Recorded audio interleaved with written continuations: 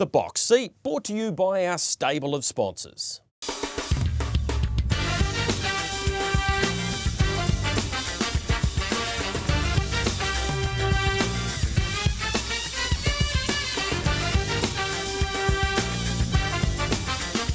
Hi everyone, welcome to this edition of Your Box Seat. Michael Guerin. If we thought things were busy for the first show, we have got a bumper show for you this week. We've got comment from Gary Woodham, recorded a couple of weeks ago, bring you up to date with all things around the industry. We'll hear from Nicola Chilcott, win number 500 in her training career, and a whole lot more. Preview all of the race meetings coming up, Michael. There is a lot happening both sides of the Tasman. As you mentioned last week, so many form lines coming together as we get closer to the IRT New Zealand Cup. Good morning, Greg, and to all our viewers around New Zealand and Australia. Yeah, Friday nights things get serious, and then of course we roll into Saturday. So most of the big New Zealand Cup contenders are racing this weekend. A couple aren't, a couple are in transit, a couple like Rock and Roll Do, who we'll see later, are not racing this weekend, but the weekend after they do for the Victoria Cup. What has snuck up on us, Greg, is the Victoria Derby, which has got a really strong New Zealand component to it too. So lots of interest over there, but the biggest dances are Friday night at Addington. Self-Assured, our best pacer, is back. Sunday Sun, our best trotter, is back, and I'm not confident they're both as over the line as maybe their dividends would suggest. A lot to analyse today. Yeah, let's get straight into it, Michael, with the Lamb and Hayward Canterbury Classic. It is always a key lead-up race to the IRT New Zealand Cup. Here's the most recent trial, that Self-Assured Park. Mark Purdon giving him a searching workout. BD Joe in front. Cranbourne to the outside, right up in behind them. I thought South Coast Arden trialled really nicely. Home in 55.7.26.1. BD Joe has got the race fitness on his side, Michael, and therefore I think he'll be pretty hard to beat from a handy barrier draw, but Self-Assured certainly was put through his work there by Mark Purdon to have him ready for his fresh up assignment. Yeah, I think he'll be ready, just whether he's that 5% between the 95 and the 100% ready is the key factor. A couple of things here. Is he going to step away? Well, spoke to Mark Purdon, he's confident the days of Self-Assured this time last year, missing away, are behind him.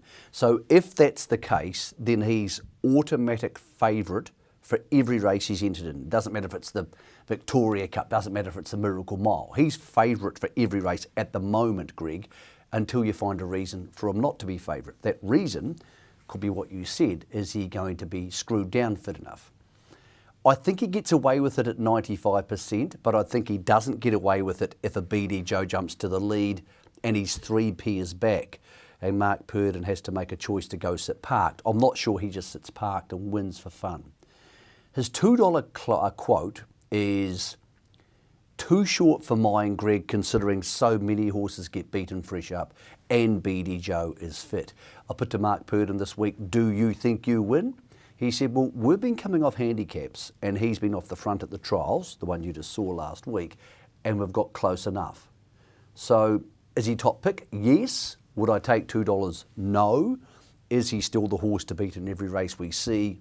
Yes. Yes, he is. $2 the price him, $5.50 for BD Joe, $13 for Cranbourne, $6.50 Spankham, who looked pretty solid in his build-up trial-wise as well, $7.50 for South Coast Arden. So that is the Lamb and Hayward Canterbury Classic. Good numbers for the race. Looking forward to it on Friday night, 8:41. Make sure you're tuned into TAB Trackside to catch that. And just on He's a Sport, caught up with Colin DeFilippi. He said he's back on track with him. First up win, outstanding. Of course, he got into the Cup via the Morris Holmes Vase, and then he just had a little bit of a few bugs going around in the Canterbury region at the moment. No bugs for Kango, who took out the Better Vet Spring Cup last week. Really positive drive by Ben Butcher here. He got to the front, Michael, once he got there, home in 56 and 28.6, and he was able to hold off his stablemate in Typo. Yeah, really good, really strong to the line and worked quite hard inside the first lap, which is a really handy skill to have, the ability to work and intimidate other horses to give you the lead, because he's going to win more races in front than he is from coming back in the field when he's into Ashburton Cups, Kaikoura Cups or all those sort of races.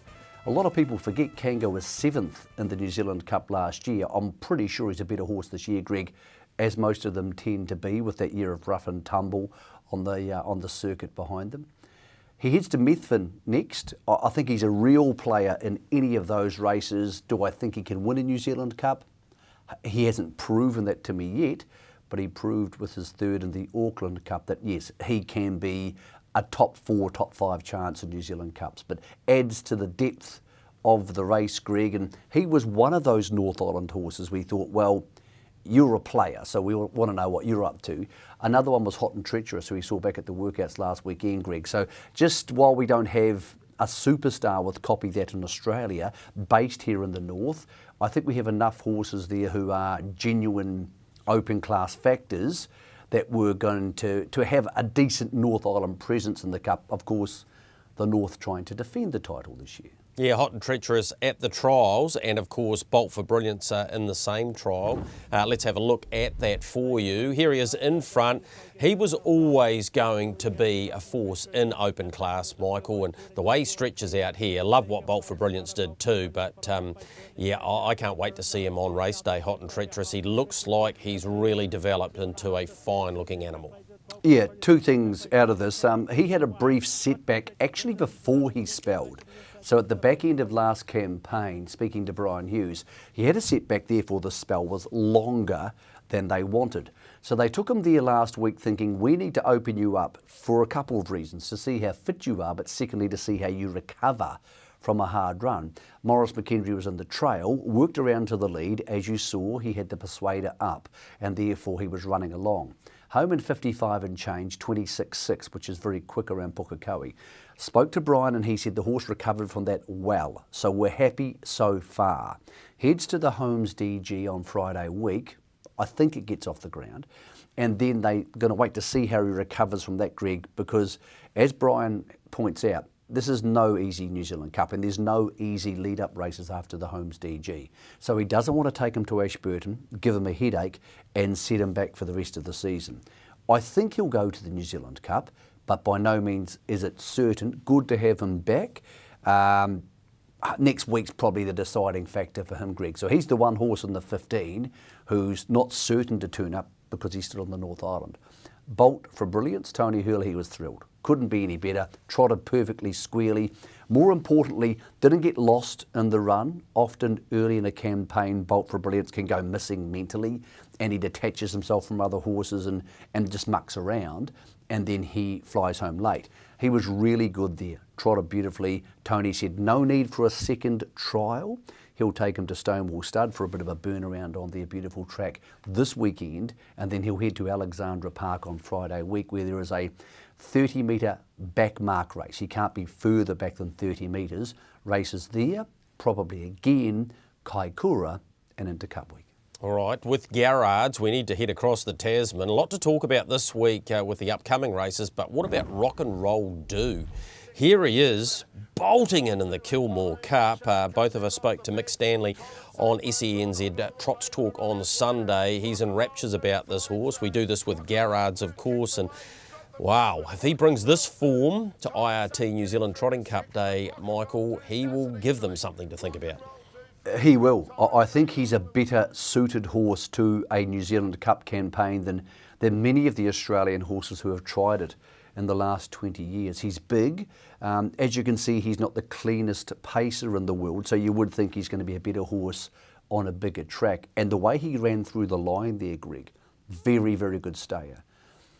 I know it's a big thing to come to New Zealand and win these type of races, and Mick Stanley saying through the Victoria Cup, we will look to go to the Ashburton Flying Stakes, so all of us together will get a better grip on his form. But there's something about him, Greg. I think he's suited to Addington. I think he's going to be a factor in both races if he comes there. He was $26 after that performance, straight into $11, maybe $10.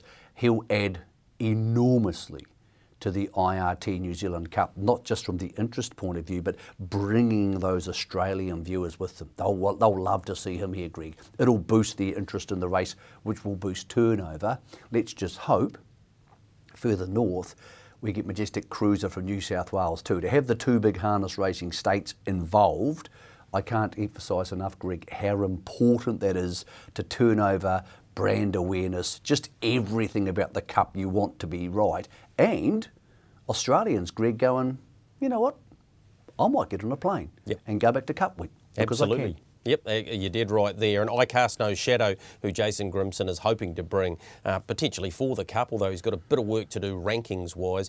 Starts this week. We'll talk more about that in a moment. Here's the market for the New Zealand Cup. $3 self-assured, a Akuta $4.40. Copy that, $8.50. Rock and Roll Do, as Michael mentioned, 11 alongside Spankham. Then you get out to the likes of South Coast Arden, 13. Further down to Cranbourne at $41. Speaking of this week, Michael, quick comment on Copy That. He does go round up in the Smoking Up Sprint from a handy barrier draw. Suits him. Barrier 4 into barrier 3 with the emergencies. I think they should drive him confidently because if he draws well in the Victoria Cup next week, that intimidation factor is crucial. So, look, he won a New Zealand Cup in front. I think he'll lead and probably win this week in the Smoking Up. Then it's off to the Victoria Cup. Then back home, the question after all of that, Greg, is does he return to Victoria for the Inter-Dominions? As we are recording this, Inter-Dominion nominations are closing. And at this stage, Greg, smaller numbers than I expected from New Zealand, which surprises me because it's free entry. If I had a horse, I'll just nominate it and pull it out in a couple of weeks if I don't want to go. But a lot of trainers over here seem to be reluctant to. I'm not sure whether it's the travel or the compacted back end of the season and so much in the front half of 2023. I think at the money level and the fact that the heats are only $30,000, it's not attracting as many Kiwis as I expected or hoped it would, Greg. All right, what about the Victoria Derby? I see Major Perry's made his way over there. He has. This is a very, very strong Victoria Derby. In fact, I would say it's the strongest Victoria Derby I can remember since Shaker Maker and Courage Under Fire, which is well over 20 years ago. Leap to Fame is a very, very good horse. We saw a horse win last week at Kilmore who just absolutely thrashed them and Captain Ravishing. He was just unbelievable. Beat Simply Sam, the New Zealand horse, by about 30 metres. Major Perry, we know there's incredible depth right across it. Obviously, they're a lot older than they usually are for a Victoria Derby. I think this is a very, very good Victoria Derby. I don't know who's going to win it. Leap to Fame's been having travel problems getting from Brisbane to Melbourne, Greg. But yeah, as I said, it's incredibly strong. A lot's going to come down to who draws where in the finals. And when I said before about Courage Under Fire, Shaker Maker, that was actually an Australian derby held later in the season. Courage, of course, won the Victoria Derby earlier. But you don't often see derbies with this depth that's coming to fruition, those later season plans and the changing of the calendar year to the breeding season. Yeah, and of course the Vic Oaks as well, Michael, so there's some depth in those heats too, just quietly. Looking forward to seeing that and previewing, of course, those big finals next week to boot. Back to Addington Raceway Friday night, and our pin-up 3-year-old is Akuta. He's the hot favourite for the New Zealand Derby. Here he is, Michael, winning the Placemaker's Hannon Memorial a couple of weeks ago. He comes up with barrier 8 in the Lazarus Stakes. It's a new race. Nice to see 7 rivals for him.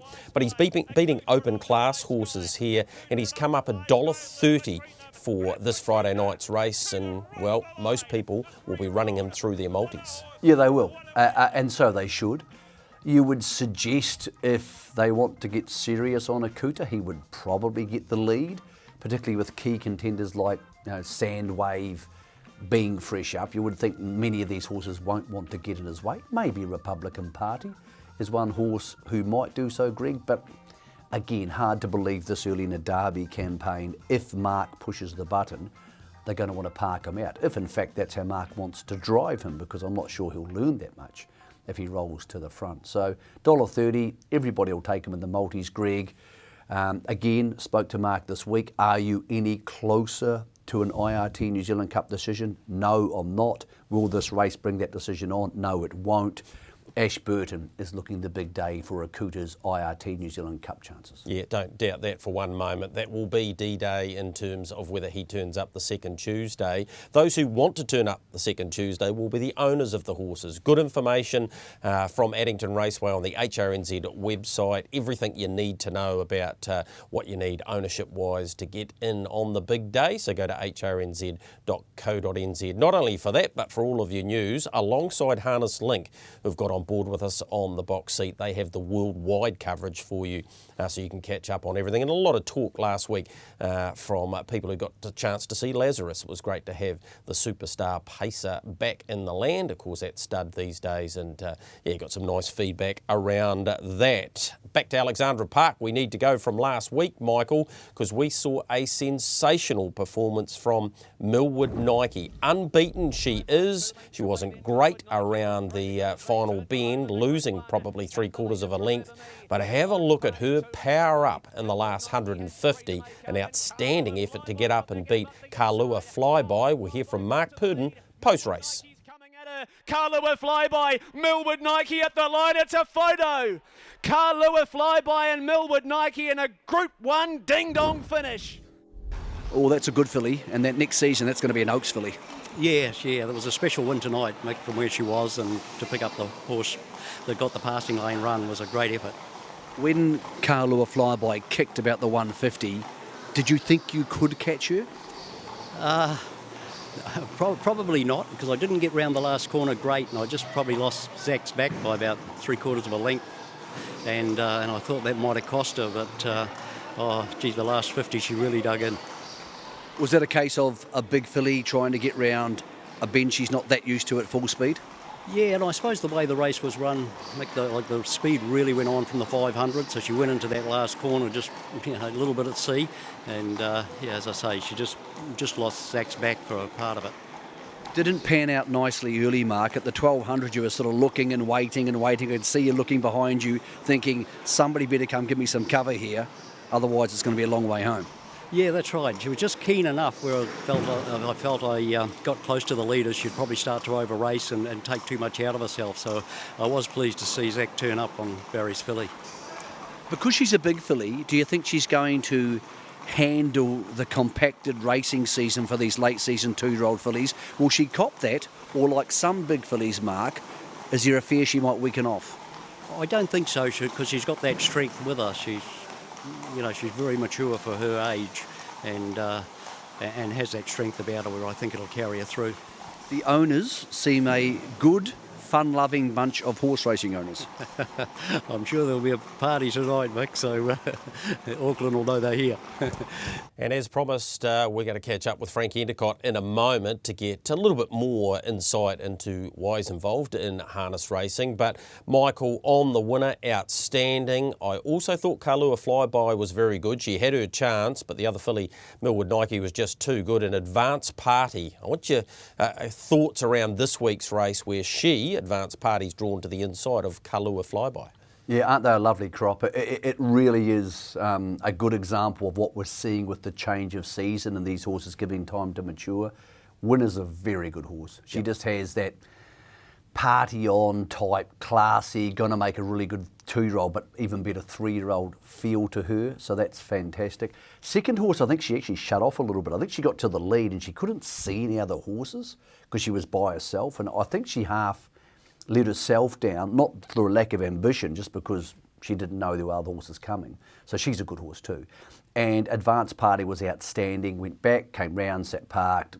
Clearly a very, very smart horse, Advance Party. And she's drawn inside the Team Telfer pair this week. I think if she can show some gate speed, she will win the Sire Stakes filly there, Greg, out of Cambridge, a filly's heat out of Cambridge, where we also have another good heat with Merlin as well. So really good racing Cambridge on Thursday night. They have their Big Blue September fundraiser as well. So big night for David Branch and his team coming up at Cambridge on Thursday. High class racing. Yeah, it certainly is. Stu Wilson's the guest speaker for a dinner they're having there too. I think there's still some tickets available, so get a hold of David and the team there at Cambridge. As I mentioned though, Frank Endicott, part owner of the flying Millwood Nike, had an opportunity to have a chat to him about his involvement in the game. Frank, you're so well known in the rugby league world, but where did the passion for harness racing come from?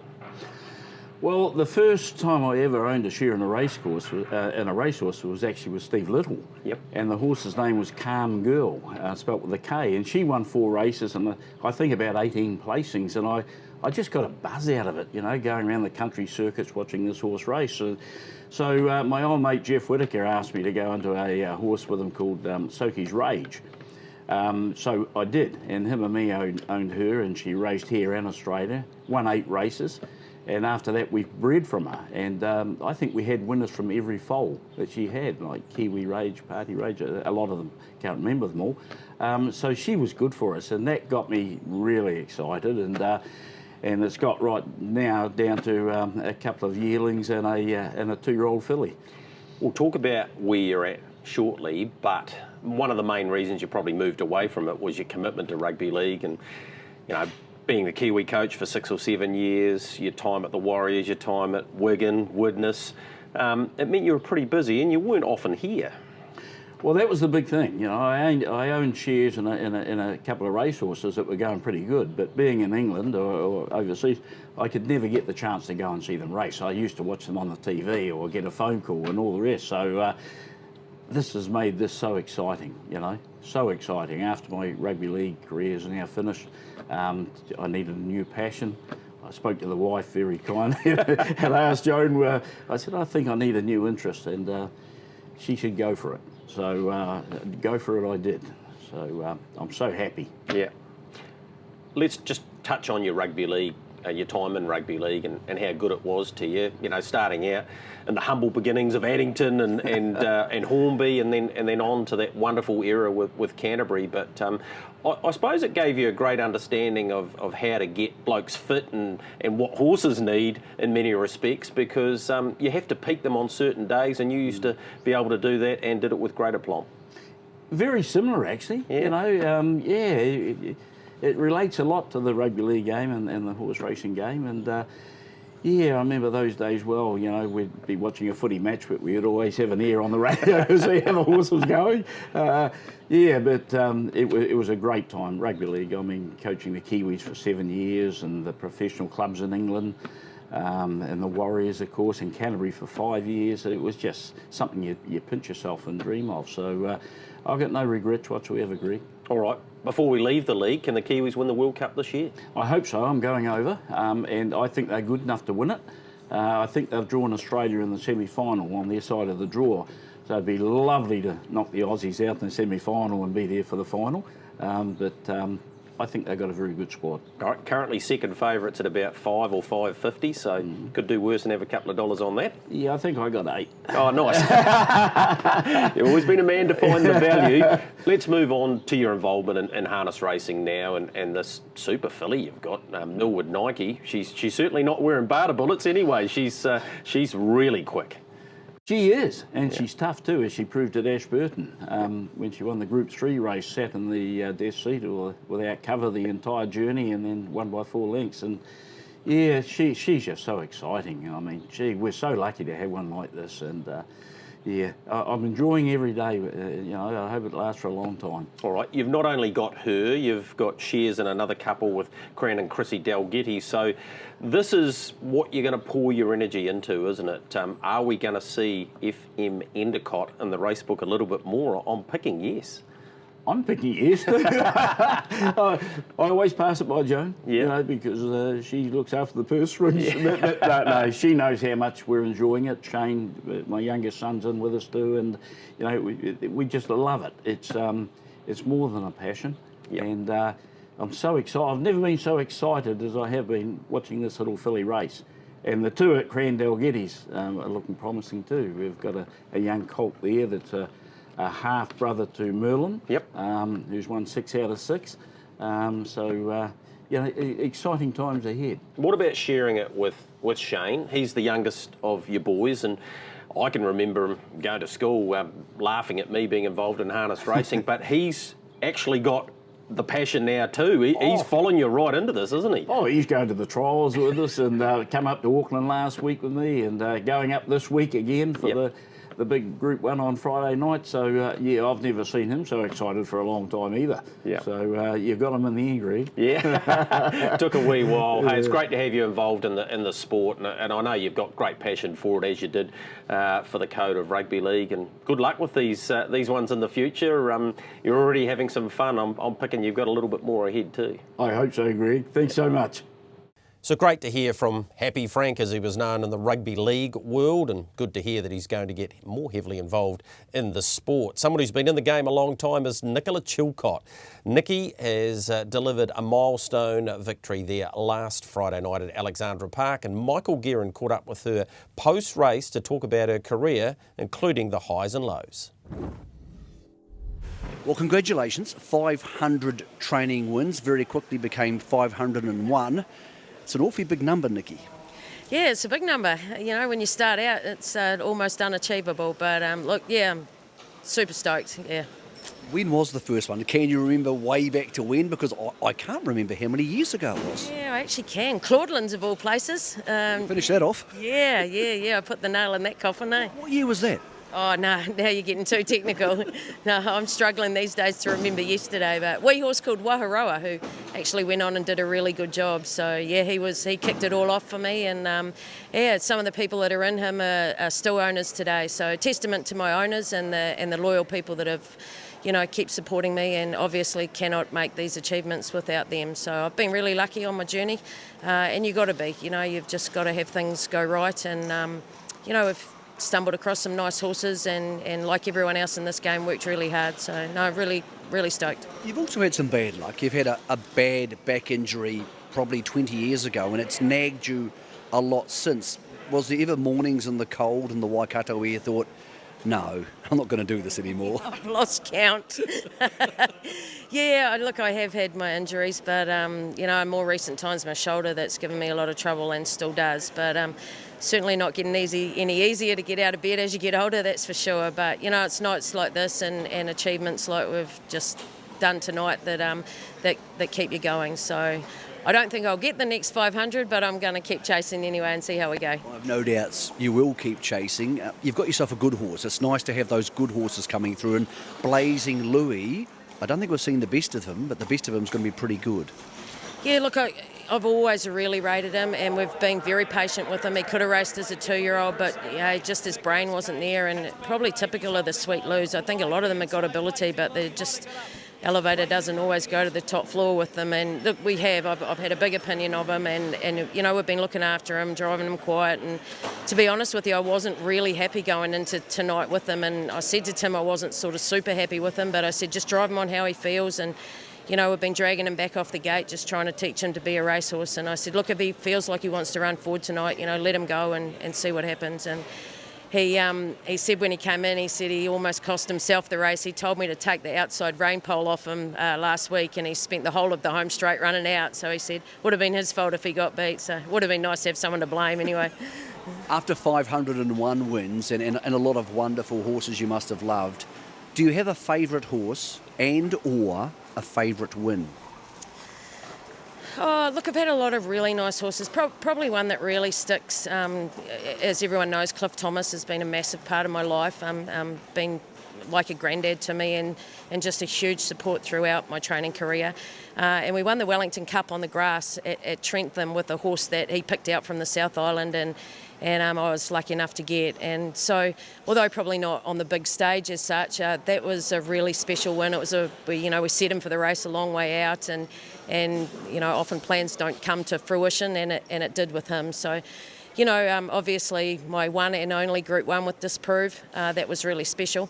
But yeah, probably Shredder and the part that Cliff's had to do with my life. And you know, he was an owner in Blazing Louis, and probably the saddest thing for me that he's not around now to watch him race, because you know, he just would have got such a thrill out of this. But he's up there watching and, you know, carrying him over the line. So no, it's great.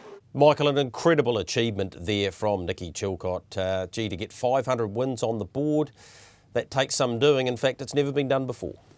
Yeah, a very hard-working, diligent young person who loves their horses, Greg. She's always been a class act. She's worked bloody hard. She had a back injury, God, a long time ago now, And that is almost the worst injury you can have if you're going to be sitting in a sulky all day. But she loves what she does.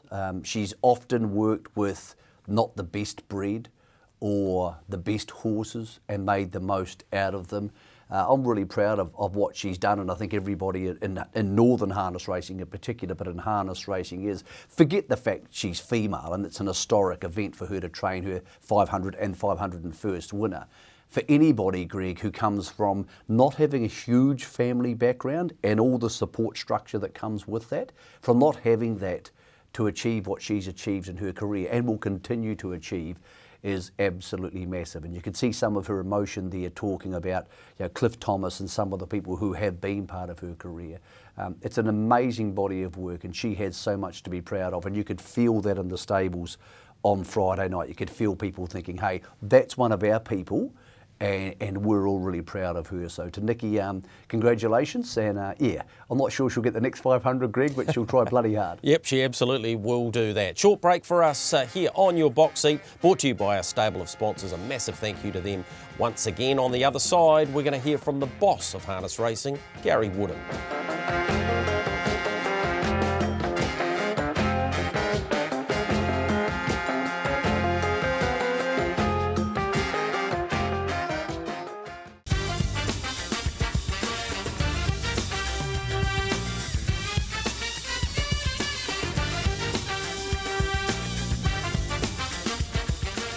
The first thing I really want to talk to you about is around the SOFIA Report and an update on that. Okay, so the SOFIA Report was published back in April. We've read it at management level in HRNZ, and the board has received it and read it. What we've decided to do is the three CEOs from the three codes, Edward Rennell from Greyhounds, myself, and Bruce Sherritt from NZTR, Thoroughbreds. We've been out and we've talked to clubs that were involved in that review, and we're doing what we call our consultation phase, and we go and have discussions about the report. People have different opinions, and it's the clubs to have their time to have an opinion. From there, we'll get those clubs to come in and talk to the three code boards so that they have their day of questioning and answering. And so we're going to do that over the next 3 to 4 months. Okay, so the time frame around potential closures of tracks, what can people look out for? So I'd say you wouldn't be looking out for that, because that is a decision a wee way down the track. Right. I think this, myself, I think this consultation period will take a minimum of 6 months, and we're prepared to make sure we give it the attention it needs and get the right decision. That's what it's really about. There is one alteration though to that, because there was in the SOFIA report, it talked about clubs down here in the southern region, the Canterbury region. And one was Irari. So I wanted to let that Irari decision, while in the SOFIA report, had already been made some time ago. So it just was ratification about that. And I have been to Irari, and that discussion has been had. Yep. Okay. All right. We'll put that to the side for now. Gee, there's been some positive news around breeding, and it's overdue. There's no question about that at all. And you only have to have a look at the breeding numbers and the decline over the last decade, and longer than that too, to know that something had to happen. Yeah. I realise it's late in the coming, 10 years, but this is the first time that we could do anything, because it's going to cost money, and we don't have money. So we've been building our reserves up over a period of 2 years, as I've told you, and the board's made a decision. You know, one of our pillars is the horse. Starts at breeding, and we must do something now, and we must do it quickly. So that's the reason behind it. And I'm chuffed that the board has been able to do that. I guess it's an interesting dilemma I have now, Greg, and I'll be straight up with everybody. You're damned if you do and you're damned if you don't in this job, and I'm very disappointed. Everyone asked for it, we've put it out there, and I've got a whole lot of people trying to find a way to dodge and how they can work around opening new businesses, opening new companies, moving horses into different people's name. If that's really what we're up against, it tells you a little bit about where our sport's at, unfortunately. I think of the word rort, which is an awful word, but it sounds like that's what people, or some people, and it'll be a small minority, are trying to do, which is really disappointing. Yeah, I'm not angry, I am disappointed. And I just put it this way, what it has meant is I'm having a meeting with my team, and we're going to be putting caveats out there now. So there'd be an additional correspondence coming everybody's way. I was hoping that people would be adult and professional, but clearly we need to do something different. All right, in line with that, the advancement, I suppose, of more fillies and mares races, and a great example of that is Oamaru's on Sunday, an outstanding field for the Jasmine's Gift trot, and this goes in line with trying to keep our breeding numbers up and encouraging people to race their fillies and mares more, and therefore getting better credentialed mares going to the start. Absolutely. So this is the first start. The board's also got that on the agenda, so our next board meeting will be ratifying that a little bit further.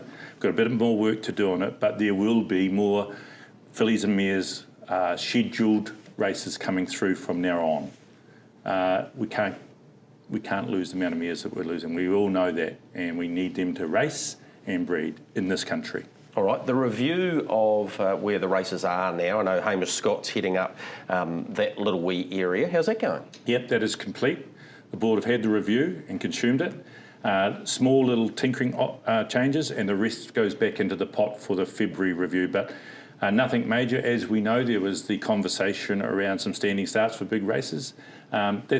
There's a comment there, there's a recommendation there, nothing has been done, and that will go in for more consumption with then the spring review and then the final yearly review. So they're all pieces of the puzzle. We put it together and we'll get an outcome. So February next year will be the big time that we start. All right, club board members' elections. Yes, sir.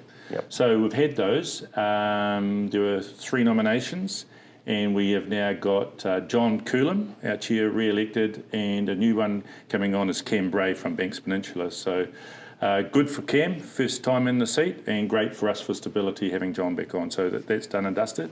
We're now about to do the interviews for the independent, because there's one come up, so that starts this week as well. Going to be a busy boy, Cam Bray. He's heading up the standardbred division for New Zealand Bloodstock Standardbred. He's club president at Banks Peninsula, and now he's on the board, so good luck to him. Yeah, well, clearly the clubs wanted him on there, and they voted him. Yep, absolutely. Club conferences coming up, the AGM in the middle of next month. Yeah, 14th, 15th of October here at Addington.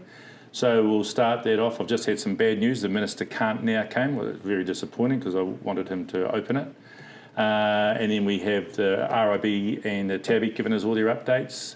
I'll do a bit of a state of nation and where the money comes from type stuff. And then we're going to do a governance workshop and then get into how we look going forward around constitution reviews and things like that. They're gnarly things, but the discussions need to be had. All right, you just mentioned the RIB and TAB. How's our relationships and how's that looking going forward? Look, the 2 Mikes running RIB and TAB and myself, and I'll speak for myself, we're getting on really well. Have to find our positions in life and what our responsibilities are, but we've found those. And I can say that the 3 CEOs from the codes and those 2 are working a hell of a lot better than we've ever worked. So we're having the right conversations, the right discussion points, and we're open and transparent, and that's what you really need to have for success of it. We can't do it on our own. We need to be together. Speaking of success, the race was a great success by Grins at Cambridge, and there is a trot slot race in the mist. How likely are we to have that in 2023? Right. The board has given approval for that with some caveats. The club of Cambridge have to do a bit more work around the funding model and how it all looks, bring that back, and if it all looks right, then we take that back to the board for the final say. But concepts approved. It's all positive. Look, they're just little steps. I said we've got a whole lot of things to do and we can't do it all at once. And as we work through them, and we've only got a small team, remember, of people inside HRNZ, we just take little bites. But when you look back and you add them all up, there's a hell of a lot been done in the last 18 months, and we've still got a hell of a lot to do. Gary, the stake levels at the moment, from the outside, if you like, look pretty strong. We're doing this on a Thursday, Alexandra Park race tonight, and the average stake's probably 13 or 14,000. Very similar on a Friday night here at Addington Raceway, where we're filming today. This should all be received exceptionally well by all participants, whether they be trainers, drivers, owners, anyone involved in the game, because it's at a level that we haven't seen for a long time, and a consistent level. How sustainable is it? Yeah, it is sustainable, as long as the money that we've been told we're going to get through this statement of intent from TRB continues, we're okay. So If you go back 18 months to now, that's 2.7 million extra gone in stakes. There's going to be 1.4 and possibly plus go into breeding, and we're going to bring in some more fillies and mares races. That's a substantial investment. So the big if is making sure that we are still getting the punters betting on our product through the New Zealand TAB. Very important, the New Zealand TAB. Do it offshore, we don't get the same amount of money. Do it onshore, we will survive. Well, we've got Cup time, of course, and then 3 weeks later, the Grand Prix, and that is really starting to take shape. What an impressive day that will be. It'll be the purest day. It'll be the old Jules day, because there'll be 8 Group 1s, and anyone who's got a passion for this sport needs to be here at Addington. Yeah, look, thank you to Addington, because they've got on board with us, and they've got a lot to promote around Cup Week. So they've got a duel to do, Cup Week and then straight into the Grand Prix. And the HRNZ marketing team and the Met team are working really well together. And while it's not out there for public to start buying tickets, we've got to get through the Cup first, and then away we go. And don't forget, December the 17th after this, we're all off to Invercargill. Yeah, exactly. So They've got a $100,000 Cup too. away. So look, again, I say, mate, heck of a lot to look forward to. Look, it's dream time, isn't it? Yeah. And this is really where the money comes into, Greg. So this will be the real litmus test for us at HRNZ. We made that big call of the calendar change. This part of the year was the money part, and we're hoping that from the results we've seen running up, we've done really well. We hope that we just put the icing on the cake with this one. Great to catch up with Gary Woodham there, Michael Guerin. Yeah, a couple of things he touched on. Obviously, the review post a full 12 months, very important. And of course, those breeding incentives, which haven't probably gone exactly the way HRNZ would have liked.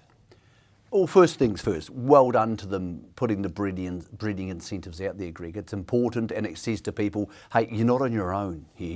You're not by yourself. We're going to try and help you do this. So it is important, because everybody is concerned about foal numbers. I'm more concerned about wastage with the foal numbers we do produce, but that's a story for another day.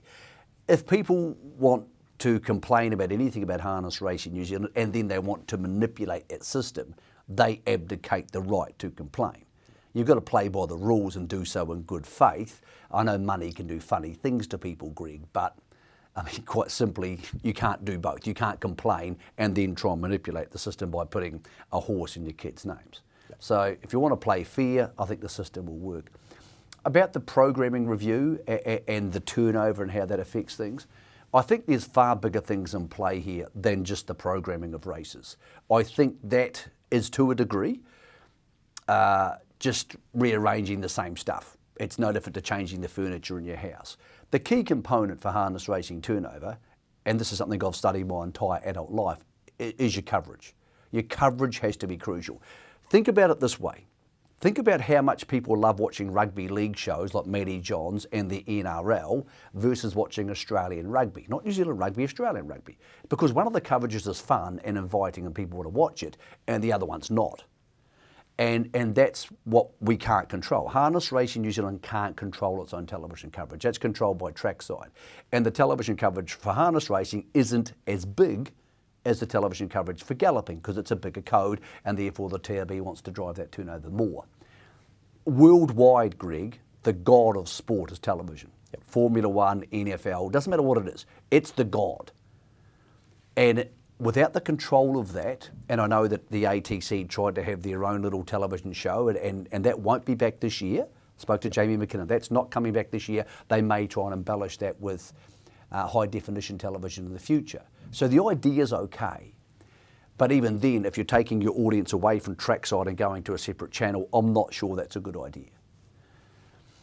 But I do think heading forward, as much as all of that stuff matters, your coverage, and particular Friday night coverage, you have to say to people on Friday nights, I want you to watch Trackside because it's cool and it's fun and it's entertaining and this is good. That's what has to happen on Friday nights. And I'm not saying it doesn't happen now, but I think we don't showcase Friday night harness racing as well as we showcase Saturday galloping. And for people, not like you and me, but for people who are just general racing watchers, the people I know, Saturday feels massive to them and Friday night at the moment doesn't. And that's the key factor for turnover, Greg. There's lots of other factors, but television coverage is the great god of sport, and that's why so much money is spent on it around the world, and that is something, unfortunately, harness racing New Zealand can't control. No, they can't, but I'm sure they're sitting down at the table and trying to get the best for the code, and they need to work harder at that. I think that's probably what you're trying to say, Michael. Okay, let's go to Banks Peninsula from last Sunday. It was Blue September Day there. They had the ambassadors on course participating in a race number 5, I think it was. The feature, though, was the Majestic Sun DG Jones Trotting Cup. A brilliant performance here, Michael, by Mataderos. His grass track record's unreal. He goes back-to-back in this race, and he just powered up this straight in front of a very good crowd there, beating Oscar Bonavina. Artie by the Hill progressed up the rankings for the Renwick Farms Dominion with his performance. That's him in 3rd position. But, Mataderos, speaking of Jamie McKinnon, of course, he races this guy. Yeah, he does. The president of the ATC has a share in this horse. Who would have thought an Australian trotter would come to New Zealand and love the grass, Greg, because obviously they very rarely race on the grass over there. I think he's clear 4th best trotter in the country, as weird as that sounds to say. We all know the big 3, and he's the horse, Greg, who A, when they're not around, or B, when he can get in front of them, is the next horse to beat. So, yep, he's a factor in the Dominion. We know that he ran 2nd last year and set up that searing time, but man, if the Dominion was on grass, Greg, maybe he'd be closer than the 4th favourite. Yeah, more importantly, if it was at Banks Peninsula, he would be a hot favourite for it. He's 3 from 3 at that venue. That was the Brecon Farms trotting performance of the week. This one went pretty close to it, though. Hidden Talent, outstanding. Another fine trotter trained by Williamson. This one, Nathan, look at her get to the outside, and the full sister to Dark Horse stretches the neck and dashes to the line. I actually was with Nathan post-race, Michael, and she was quite cantankerous in the wash. She was kicking out, and she's got a bit of that about her, but she's taken that to the racetrack. This was an outstanding first up win at Addington Raceway. Well, you can't train them to be faster, Greg. You can train them to trot better. You can train them to have more stamina if you work them hard enough. You can feed them better and shoe them better. But they're either fast or they're not. And she is. And usually when they're fast for their whole careers, as we saw with Dark Horse. She's an exciting horse for Nathan. I think she's the most exciting horse he's had in the trotting gate, even more so than Dark Horse, because she's there earlier and she looks very square in her gait. I think we have a lot of fun with her and a lot of options with her over, let's hope, 3, 4 or 5 years. I'm just talking about Nathan. He mentioned to us on the radio the other day, Pembroke Playboy. He wasn't totally thrilled with him, Greg, and he is allowed to miss the Canterbury Classic this week and will head potentially to either Methven or more likely Ashburton. So he's one horse who may be wavering in his New Zealand Cup campaign at this very early stage. Yeah, and that was part, Michael, of a huge night at Addington for the Edmonds family. We know Murray's had his battles with his health, and Kelly and Murray turned up there. There were 330 people in the room. It was massive. To Stevie Golding, Sandy Curtin, Amy Edmonds, they put together an impressive night. Outstanding it was. Congratulations to them, and another great example of how this code gets together, or in fact the racing code, to be absolutely fair, Michael, because the money that was being thrown around there and the support for Kelly and Murray was nothing short of outstanding. Yeah, only negative part of the night, Greg, I thought he was going to win the pacing race, and I don't yell at the television races very often. I was yelling for Murray's horse to get home, and Cran and Carter came and beat him, and I was like, boys, seriously. But hey, all's fair in love and war, and I'm sure everybody in the room had a great thrill there. And look, it is so cool. Murray, I hope you're watching the show, and I hope you're feeling okay, and I hope the family's holding together really well. So, yeah, very special night, Greg, and I wish I could have been down there for it. Yep, Blue September, by the way, up over 45,000. I think they got 20 last year. It's going to go over 50,000. Zachary Butcher leading the way there in terms of winning drives, 11 over Blair Orange on 9. All right, we're going to take a short break here on your box seat before we get into some previews, some excellent domestic racing coming up.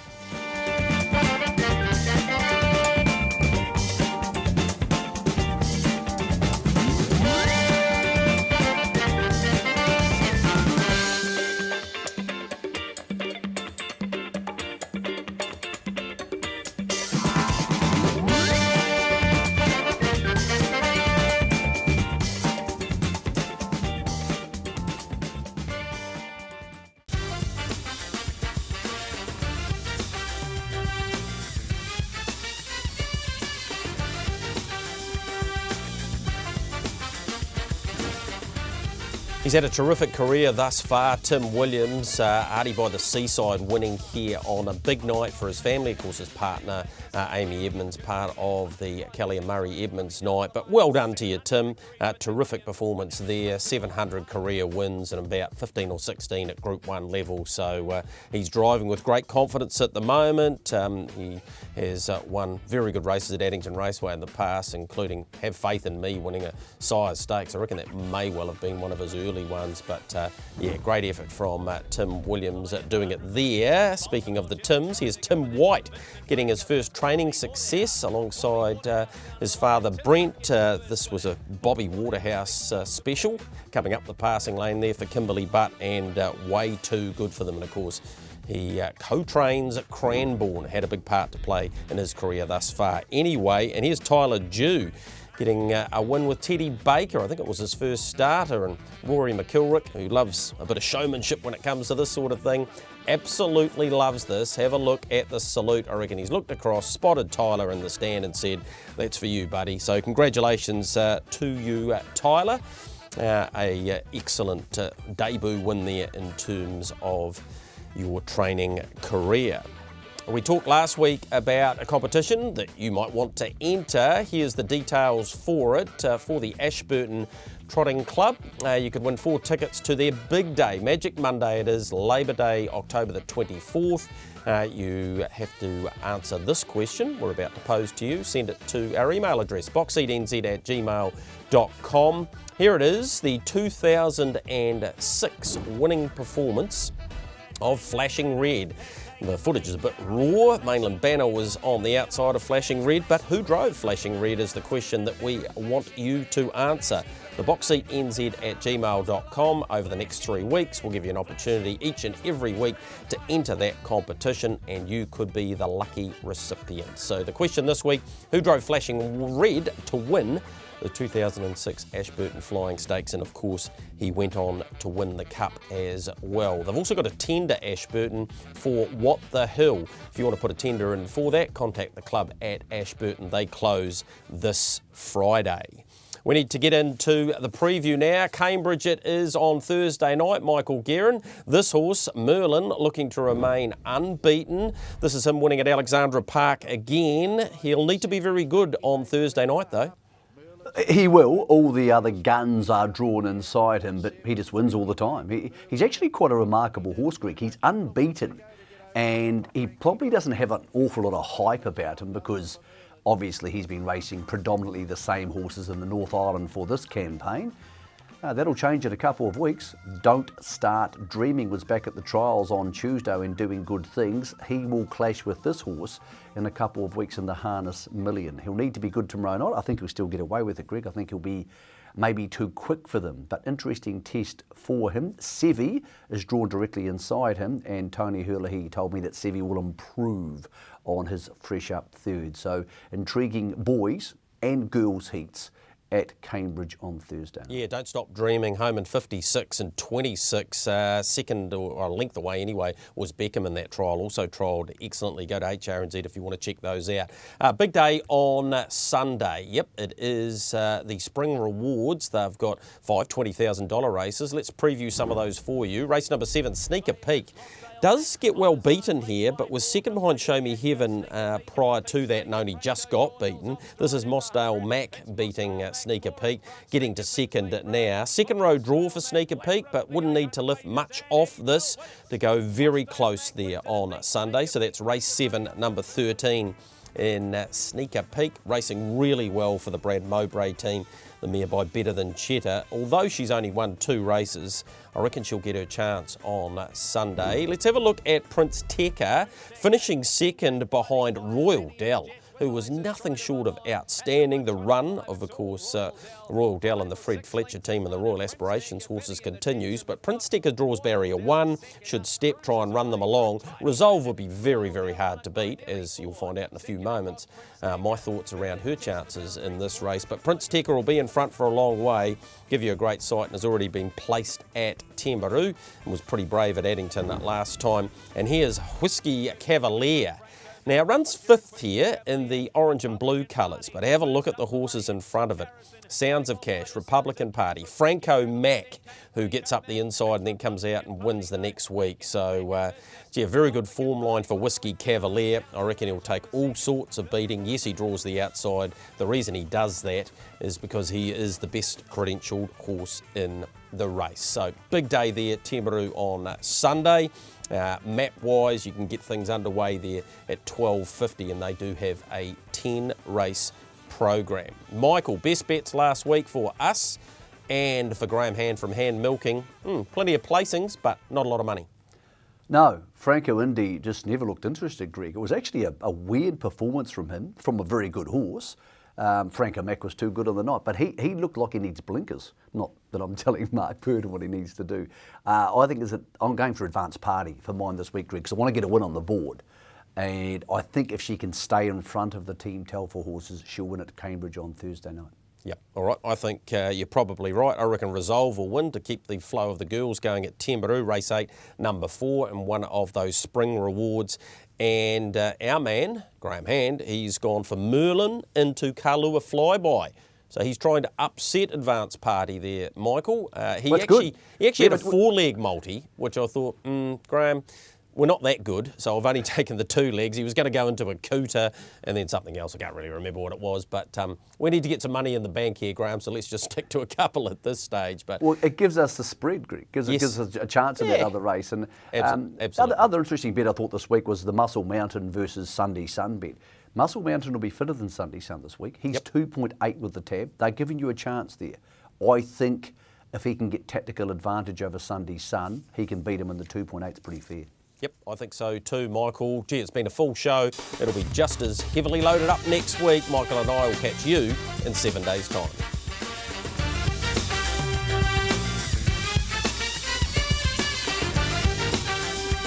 The Box Seat brought to you by our stable of sponsors. Harness Link for your worldwide harness coverage. New Zealand Bloodstock Standardbred, where winning begins. Brecon Farms. Stonewall Stud. IRT, it's your horse and our passion. Australasian-wide Garrard's Horse and Hound. Renwick Farms. Lincoln Farms. Harness Racing New Zealand. And the clubs Addington, Ashburton, Alexandra Park and Cambridge.